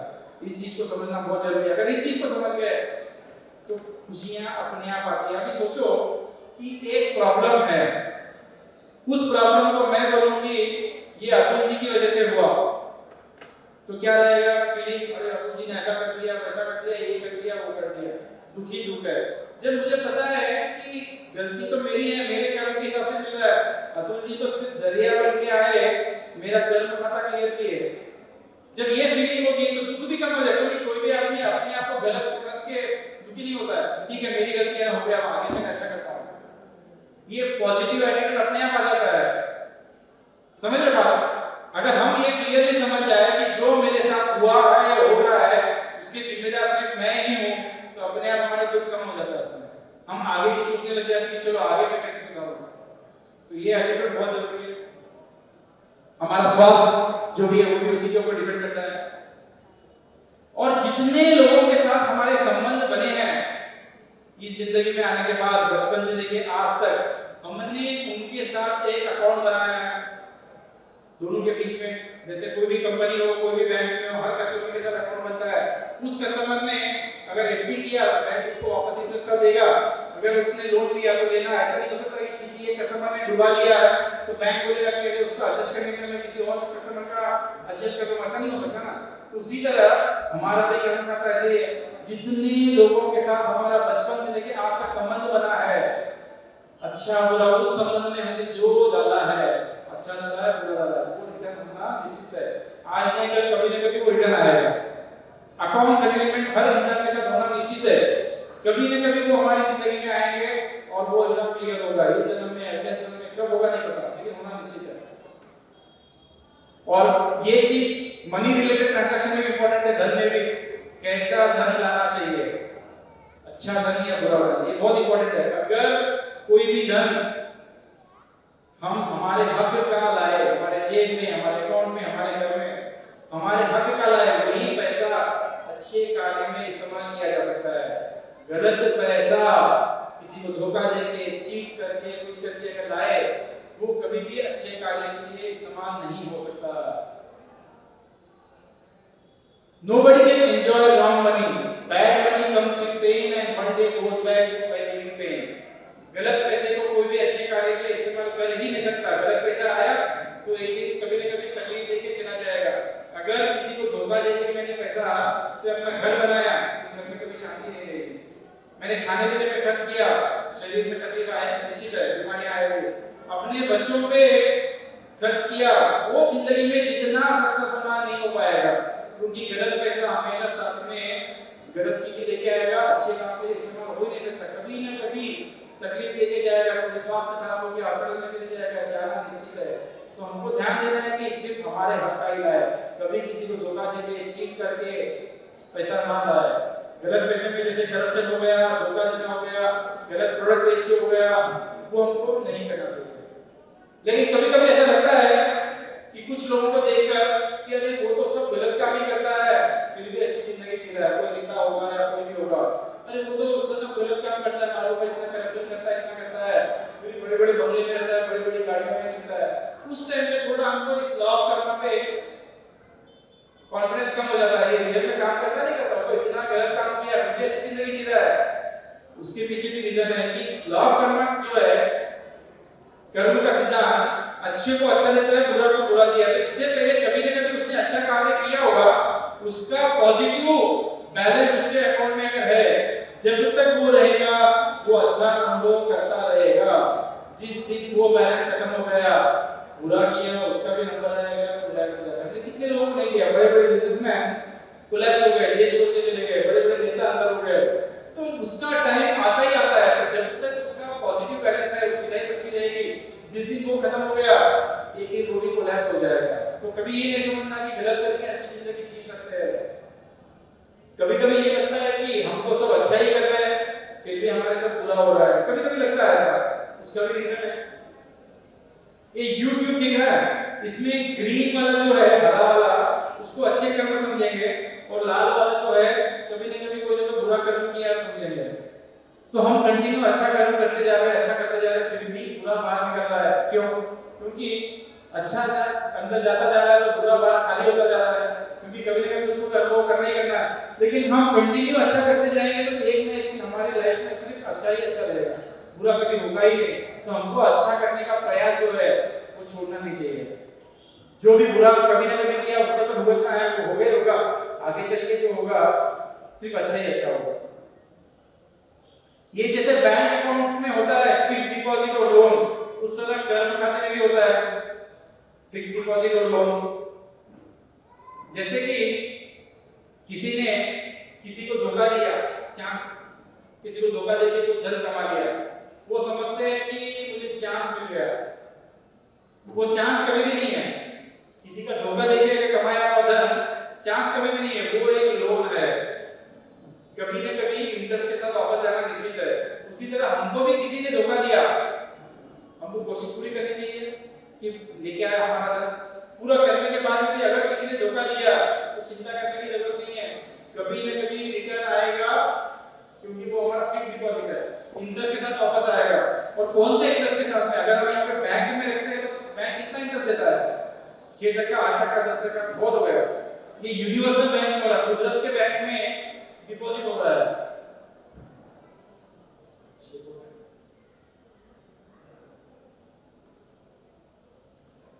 गुजरात के बैंक में डिपॉजिट हो रहे हैं, वहां का इंटरेस्ट रेट बहुत सही है।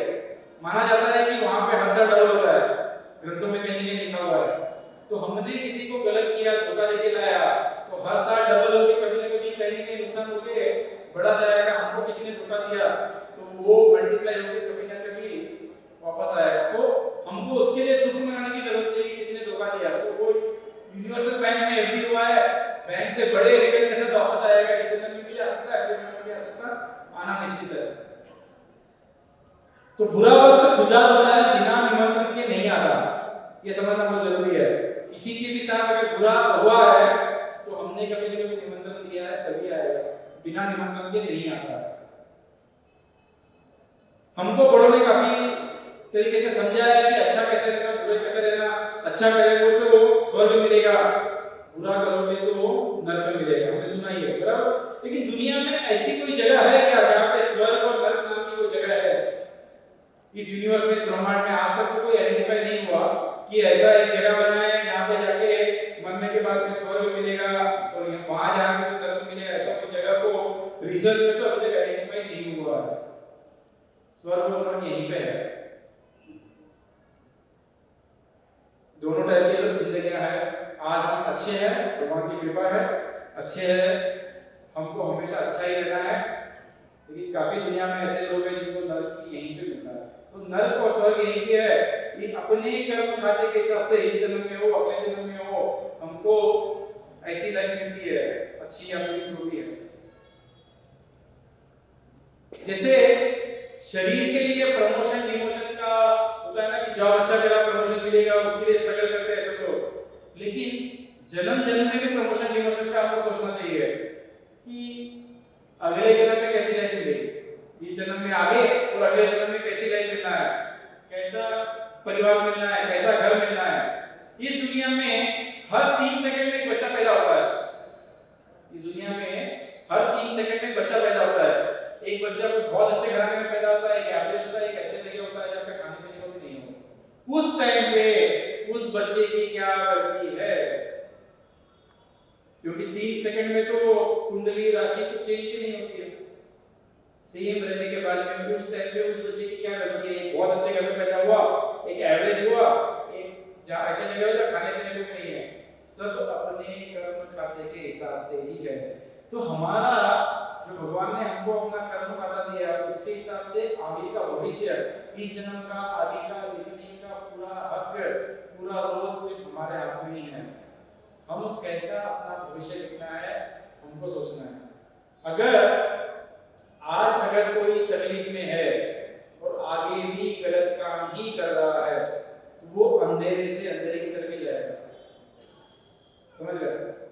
और आज कोई बहुत अच्छी जिंदगी जी रहे हैं लेकिन सब गलत काम ही कर रहे हैं, लोगों को तकलीफ दे रहे हैं, तो वो उजाले से अंधेरे की तरफ जा रहा है। अच्छी जिंदगी से आगे जाके ऐसी जिंदगी हो सकती है। आज कोई तकलीफ में है फिर भी सबका भला सोचता है, सबका मंगल सोचता है, सबका अच्छा करता है, वो अंधेरे से उजाले की तरफ जाएगा। और आज जो अच्छी जिंदगी है और फिर भी सबका भला सोचता है, सबका मंगल करता है, वो उजाले से उजाले की तरफ जाएंगे। उनका आज भी अच्छा है, भविष्य भी अच्छा ही होगा। तो हमको सबको अपनी जिंदगी को उजाले से उजाले की तरफ ले जाने में करना है। सौभाग्य है हमारा कि आज हम लोग लोग सब इस जन्म में महेश्वरी परिवार में पैदा हुए, महेश्वरी का खून है हमारे अंदर में। हमारी ऐसी क्वालिटी है, यूनिक क्वालिटीज हमारी है, जो कि साइंटिफिकली प्रूव है कि हम एक अलग ब्रीड है, सबसे अच्छा ब्रीड है नॉलेज के हिसाब से, क्वालिटी के हिसाब से। और भरोसे का जो बीज हमारे अंदर है ना, ट्रस्ट वाला, आज बाकी सभी से भी महेश्वरी से ज्यादा माना जाता है साइंटिफिकली। तो हम सौभाग्य है हमारा कि हम इस जन्म में महेश्वरी के घर में पैदा हुआ, हमको इसका पूरा लाभ लेना चाहिए। इस जन्म की जो क्वालिटीज हमारे अंदर है, उसके द्वारा हमारे आगे के जन्मों को भी अच्छा करने का मौका हमको मिल रहा है। कभी कभी हमको लगता है कि किसी की वजह से हमको नुकसान हो गया, हम बोलते हैं ना उसने ऐसा किया इसलिए ऐसा हो गया। दुनिया में किसी की ताकत नहीं है कि हमारा कोई नुकसान पहुंचा सके। हमारा कर्म ही है जिसकी वजह से हमारा नुकसान होता है। वो तो बेचारा कोई ना कोई जरिया बन के आता है हमारा पुराना कर्म क्लियर करने को। अगर किसी ने हमको तकलीफ दिया, हमको भी मन से बोलना चलो धन्यवाद, अच्छा हुआ आपकी वजह से कोई ना कोई क्लियर हो गया, आगे भविष्य तो अच्छा हो गया। ये हमको सोच बनाना चाहिए। और ये चीज धन पे भी लागू होता है। कितने लोग अलग अलग कार्य करके, अच्छा बुरा करके पैसा कमाते हैं। कभी हमारा हक का होता है, नहीं भी होता है, हम डाल लेते हैं उसको। कुदरत जो है बड़े लेवल पे कर्म का क्लियरेंस करते हैं। कभी कभी छोटे लेवल में होता है हमारे लेवल में, कभी कभी बड़े लेवल में कर्म का अकाउंट क्लियरेंस करने का प्रोसेस होता है। जैसे बीच में रियल एस्टेट का बूम आया था, 5 लाख की प्रॉपर्टी 25 लाख गई, हाथों में चीज होके जमीन, बाद में 25 लाख में बिकने को तैयार नहीं है। तो 5 लाख से 25 लाख के बीच का जो पैसा है, ऐसा ही कभी ना कभी गलती से हमारे पास आया होगा, वही जाता है। समझे? स्टॉक मार्केट में कितनी बार बूम होता है, लगाते एक बार क्रैश हो जाता है। तो उस बूम में जितने लोगों का नुकसान हुआ, नेशनल लेवल पे, देश के कोई लेवल में होता है, सबका नुकसान होता है। उतना हमारे पास गलत अर्जित जो धन है अगर है तो चले जाता है। डिमोनेटाइजेशन हुआ, कितने लोग के व्यापार में नुकसान हुआ, ये भी नेशनल लेवल का डिजास्टर था। कोविड आया, कितने लोगों के व्यापार में कितना नुकसान हुआ, नेशनल लेवल पे नुकसान हुआ। कई हमारे आपदा होती है, उसमें होता है। कोई होता है कि पर्सनल लेवल में कोई नया प्रोजेक्ट चालू किए, एक कितना पैसा आ गया, चलो नया बिजनेस चालू करेंगे, 2 साल मेहनत करे, 4 साल मेहनत करे, फिर चला नहीं, नुकसान हो गया। तो कुछ ना कुछ करके जाएगा, गलत पैसा अच्छे काम के लिए काम नहीं आता। तो अपने कार्य के लिए हम ही जिम्मेदार है। ऐसा आपको भी सोच नहीं सकते मैंने किसी का नुकसान किया और कोई देख नहीं रहा है, कभी ना कभी घूम के आके अपने को गिरना ही गिरना। न्यूटन लॉ में उस पे अप्लाई होता है, for every action there is an equal and opposite reaction. तो हम हर कार्य करते हैं, उसका रिटर्न इक्वल आना निश्चित है। और कर्म का जो सिद्धांत है उसमें कोई दया नहीं है, उसमें कोई दया नहीं है, क्योंकि वो कोई बैठ के चलाता नहीं है, वो अपने आप चलता है। सिस्टम बनाया हुआ है, हमने जो किया हमारे साथ तो होना निश्चित है, तो वो अपने आप चलता है। तो हमको ध्यान देना है कि इसमें कभी गलत नहीं, क्योंकि इसमें कोई यहाँ पे कोई जज हो वो हमको माफ कर सकता है, लेकिन वहां कोई नहीं है माफ करने वाला।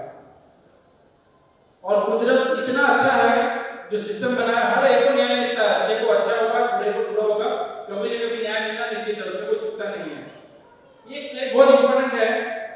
खाली इस एक स्लाइड को अगर हम अपने जीवन में उतारे तो हमारे जीवन का पूरा सिस्टम चेंज कर सकते हैं। उसका कुदरत इतना दयालु है कि हम जिस चीज में हमको अच्छा मजा आता है, जिस चीज को एंजॉय करते हैं, उसको दे देता है। हम जिस चीज को एंजॉय करते हैं वो कुदरत देता है हमको। उदाहरण के तौर पे मेरा कोई मित्र है, उनको कोई बहुत अच्छा कार्य हो गया, सक्सेस हो गया, उनके सक्सेस को देख के मुझे खुशी हुई, अरे वाह मेरा मित्र है, मेरा भाई है, बहुत अच्छा बढ़िया। तो कुदरत सोचता है कि अच्छा इसको उस खुशी में अच्छा लग रहा है, इसको खुशी मिल रही है सक्सेस में, इसको भी सक्सेस दिया जाए। अगर मुझे उनकी सक्सेस में दुख हुआ, उनको बहुत सक्सेस मिला, मुझे लगा अरे क्यों हो गया, ऐसा नहीं होना चाहिए था, तो कुदरत को लगेगा अच्छा इसको वो चीज में मजा नहीं आ रहा है, इसको दिया नहीं है, हमको सक्सेस नहीं मिलेगा। अगर मेरा कोई मित्र है, कोई संबंधी है जिनको कोई दुख हुआ और उनकी दुख में मुझे दुख हुआ, अरे बेचारा ऐसा नहीं होना चाहिए था उसका, अगर उनकी दुख में मुझे दुख हुआ तो कुदरत बोलेगा कि अरे इसको दुख में मजा नहीं आ रहा है, इसको नहीं देना चाहिए। और अगर मुझे उनकी दुख में खुशी हुई, हाँ बहुत अच्छा हुआ, कर रहा था ना, मन में मैं सोचा है कि हाँ बहुत अच्छा हुआ, तो कुदरत को लगेगा कि इसको दुख में मजा आ रहा है, इसको दुख मिले। बहुत सिंपल है। हमको क्या करना चाहिए, हमारी माइंडसेट ऐसी बना, क्योंकि हमारे कर्म में जो हमको मिला निश्चित है, लेकिन दूसरों के खुशी में अगर हमको खुशी मिलेगी तो हमको भी खुशियां आएगी, और दूसरों के दुख में हमको दुख होना चाहिए, तब हमको दुख नहीं आएगा। कुदरत का बनाया हुआ नियम है। उसी तरह कुदरत खुद के लिए तो दूसरों के लिए हो गया, खुद के लिए भी कभी भी नेगेटिव नहीं सोचना चाहिए।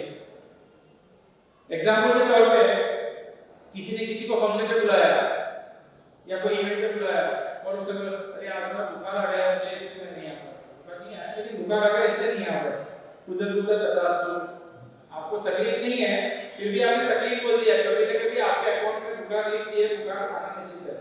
मतलब कोई भी चीज भगवान ने हमको दुख दिया नहीं है, उसको अगर बोल रहे हैं कि दुख हुआ तो वो दुख आना निश्चित है। इसलिए आपको ध्यान रखना है कि हमारे बारे में कभी गलत नहीं सोचे।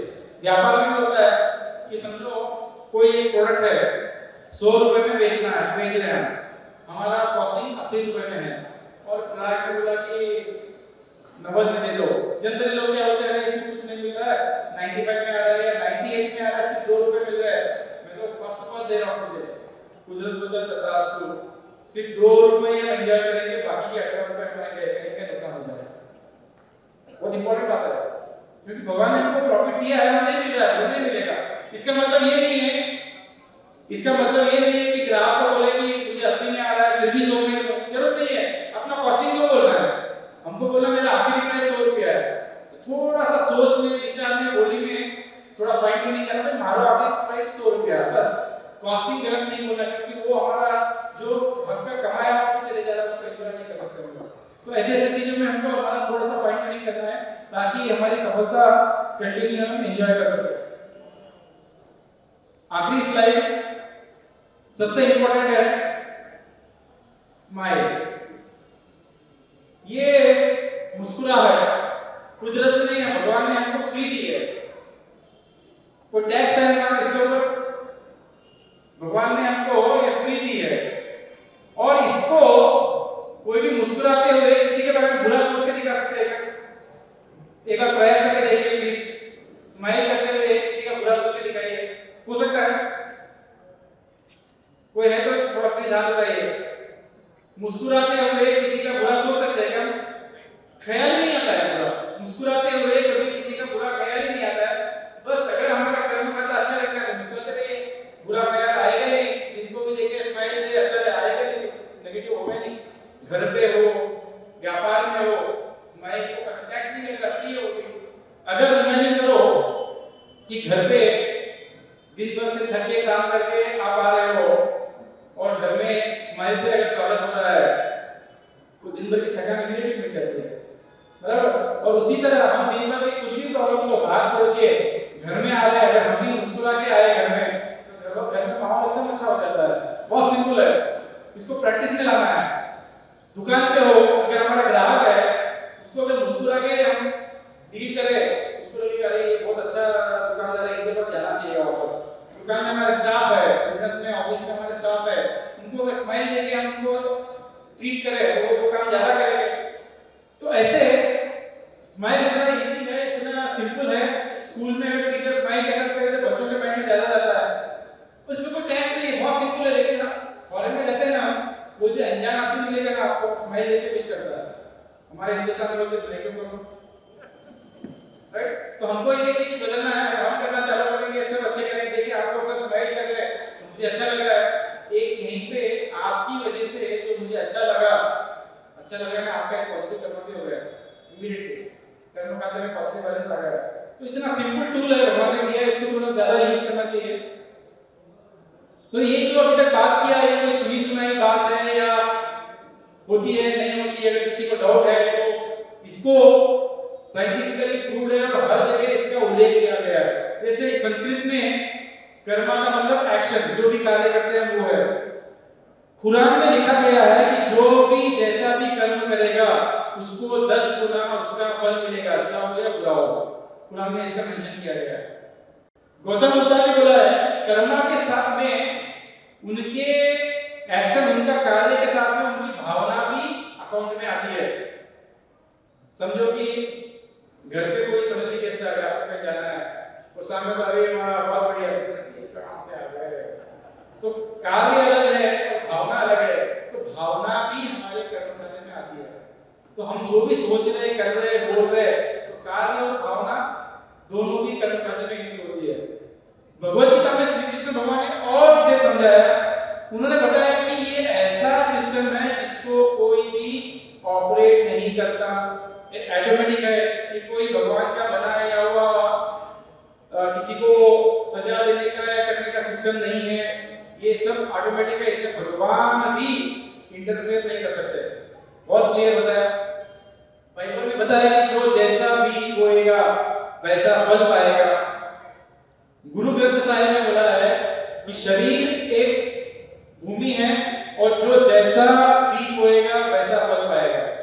तो सब में सेम बोला, अपने अपने तरीके से, अपने अपने से समझाया गया। ये फैक्ट है, इसको मानना ही चाहिए। और इसी के हिसाब से हमारी जिंदगी का 30% डिपेंड करता है। तो मेजर दो थे वो खत्म हो गए, 30% नेक्स्ट बॉक्स 1-2 मिनट में खत्म करता हूं मैं। अब ये 30% है जीवन के मूल्य, जिसमें हमारी नीति परायणता हो गई, हमारी सुसंगति हो गए, हमारे सही व्यवहार, सही सोच, सही कर्म, ये सारे हमारे मूल्य, ये वैल्यूज है। इनके आधार पर हमारा 30% डिपेंड करता है, कैसी संकल्प है, कैसी सोच है, कैसे संस्कार है। ये बहुत इंपॉर्टेंट है। और हमारा भी कर्तव्य है कि हमारे नेक्स्ट जनरेशन को टाइम देकर उनमें ये वैल्यूज लाए, उनमें कल्चर लाए। सुनिए ना सुने, अपने तरीके से सिखाना पड़ेगा, समझाना पड़ेगा, ताकि उनका जीवन सक्सेस हो। उनके जीवन का 30% जो है वो बहुत अच्छी तरह से सक्सेसफुल हो। तो मैंने अपने जीवन में वैल्यूज को डिफाइन किया, जिसमें सकारात्मकता है, अच्छे कर्म है, समृद्धि है, अंदरूनी शक्ति है, प्यार, ईमानदारी, एथिक्स, प्यूरिटी, हेल्दी लाइफ। इन सब चीजों के आधार पे अपने वैल्यूज को डिफाइन किया। और मैं अपने परिवार को और अपने सारी कंपनी के स्टाफ को रेगुलर पे ट्रेनिंग देता हूं। मूल्य क्यों जरूरत है, वैल्यूज क्यों जरूरी है। यहाँ पे आपको दिख रहे 2 विशाल मूर्तियां, एक तो विशाल झाड़ है और एक विशाल व्यक्ति है, एक पावरफुल पर्सनालिटी स्वामी विवेकानंद, बराबर। एक पौधा होता है जो छोटा होता है, उसके जड़ छोटे हैं तो चलेगा। पौधा जैसा बड़ा हो रहा है, उसको अपने जड़ों को मजबूत करना होता है। और वो पहला पौधा जब विशाल पेड़ बन जाता है, उसको अपने जड़ों को और मजबूत करना होता है, बराबर ना। उसी तरह इंसान के जड़ है उनके संस्कार, उनके वैल्यूज।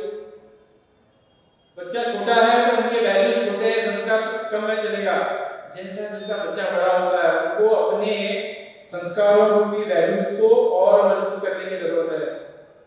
जैसा आदमी और बड़ा होता है, चाहे उम्र से, चाहे धन से, चाहे पदवी से, जितना आदमी इंसान बड़ा होता है, उनको अपनी जड़ों को, मूल्यों को, वैल्यूज को, संस्कारों को और मजबूत करने का प्रयास करना चाहिए।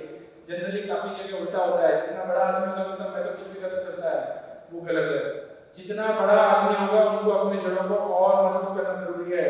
नहीं तो अगर जड़ों को मजबूत नहीं किया तो छोटा सा तूफान भी उनकी जिंदगी को तहस नहस कर सकता है। तो इस पे बहुत ज्यादा ध्यान देना चाहिए। तो 30% हमने देखा है बड़ों का, और परमात्मा के आशीर्वाद पे 30% है, हमारे कर्म खाते पे 30% है, 30% है हमारे जीवन के मूल्य, और आखिरी 10% है हमारी संकल्प शक्ति, हमारा विल पावर। अगर हमारा विल पावर स्ट्रांग है, संकल्प शक्ति स्ट्रांग है, तो हम बाकी 90% को भी सही दिशा में कर पाएंगे। जिंदगी के हर मोड़ पे 2 रास्ते आते हैं, एक अच्छा एक बुरा। अंदर से मन आत्मा बोलती है नहीं यार गलत नहीं करना चाहिए, तो अच्छा काम करना चाहिए। शरीर होता है कभी तो चलता है, कभी तो कौन देख रहा है। हमारा संकल्प शक्ति स्ट्रांग रहेगा तो हम गलत रास्ते को नहीं चुनेंगे, अच्छे रास्ते पे जाएंगे, तब हमारे बाकी 90% भी सक्सेसफुल रहेगा। तो इस 10% को मजबूत कैसे बनाया जाए। हमारा विल पावर होता है 3 चीजों पे डिपेंड, हमारा शरीर, हमारा माइंड और हमारा आत्मा।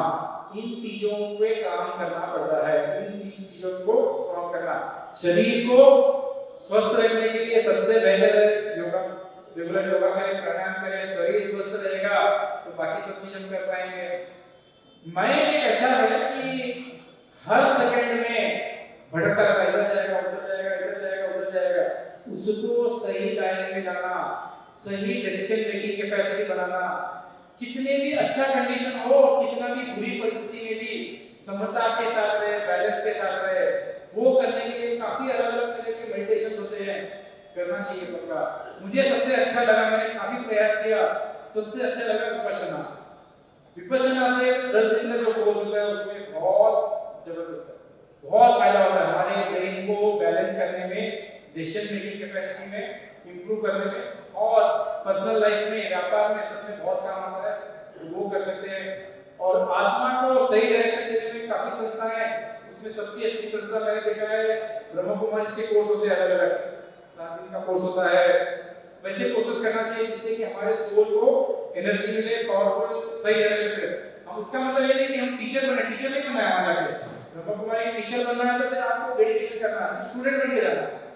दो अलग अलग, कुछ लोग भी समझते हैं कि अरे उधर जाएगा तो छोड़ के चले जाएगा, तो टीचर तो नहीं बनना है, हमको स्टूडेंट बन के सीखने के लिए जाना है, उसका फायदा लेना है। और खास बात ये है कि तीनों भी फ्री है, योगा के लिए आज कितनी है संस्थाएं हैं, और कुछ नहीं तो टीवी पर रामदेव बाबा फ्री में सिखाते हैं, पैसा नहीं, हमको मारवाड़ी लोग हैं वो सोचना पड़ता है।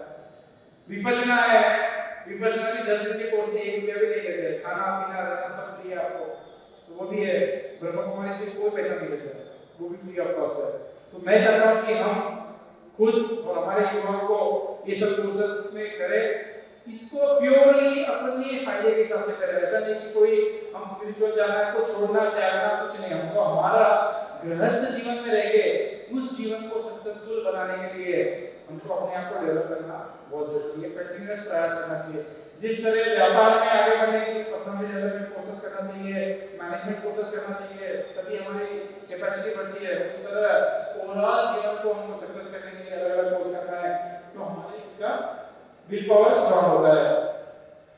तो टोटली 100% के बारे में हमने जाना, और मैं चाहता हूं कि आज मौका मिला है यहाँ पे जाने में, तो जितने लोग आप लोग इस मैसेज को अपने परिवार तक पहुंचाएं, पहले खुद करें, पहले खुद इंप्लीमेंट करें। इतने जितने स्लाइड्स देखिए उसमें आपको जो सबसे अच्छा स्लाइड लगा, जो सिंपल लगा, उसको अपने जीवन में आचरण में लाए, 3 महीने में उसका फायदा मिलेगा। उसको अच्छा लगा तो नेक्स्ट लेवल जाइए, सीखिए,